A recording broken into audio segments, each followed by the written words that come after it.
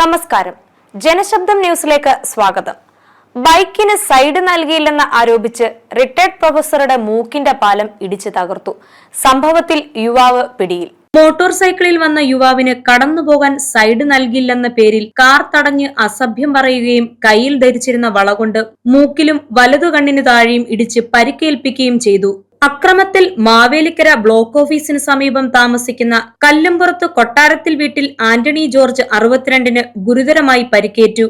ആന്റണി ജോർജിന്റെ മൂക്കിന്റെ അസ്ഥിക്ക് പൊട്ടലും കണ്ണിന് താഴെ മുറിവും ഉണ്ടായിട്ടുണ്ട്. സംഭവത്തിൽ കടപ്ര വളഞ്ഞവട്ടം പെരുമ്പുഞ്ചയിൽ എബി മാത്യു 41 പുളിക്കീഴ് പോലീസ് അറസ്റ്റ് ചെയ്തു. പുളിക്കീഴ് ബ്ലോക്ക് ഓഫീസിന് സമീപം ഈ മാസം 11 ഉച്ചയ്ക്ക് 12:45 സംഭവം. മാവേലിക്കര ഭാഗത്തുനിന്ന് തിരുവല്ലയിലേക്ക് കാർ ഓടിച്ചു വരികയായിരുന്നു ആന്റണി ജോർജ്. മോട്ടോർ സൈക്കിളിൽ വന്ന പ്രതി തനിക്ക് കടന്നുപോകാൻ വശം നൽകിയില്ല എന്ന പേരിൽ കാർ തടയുകയും ആക്രമിക്കുകയുമായിരുന്നു. തുടക്കത്തിൽ പ്രതിയെപ്പറ്റിയോ ഇയാൾ സഞ്ചരിച്ച വാഹനത്തെപ്പറ്റിയോ സൂചനകൾ ലഭിച്ചിരുന്നില്ല.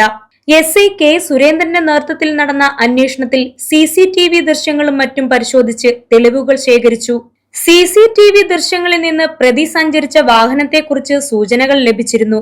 തുടർന്നാണ് പുളിക്കീഴിൽ നിന്ന് ഇയാളെ കസ്റ്റഡിയിലെടുത്തത്. പ്രതി ആക്രമിക്കാൻ ഉപയോഗിച്ച വള പോലീസ് പിടിച്ചെടുക്കുകയും ബൈക്ക് കസ്റ്റഡിയിലെടുക്കുകയും ചെയ്തു.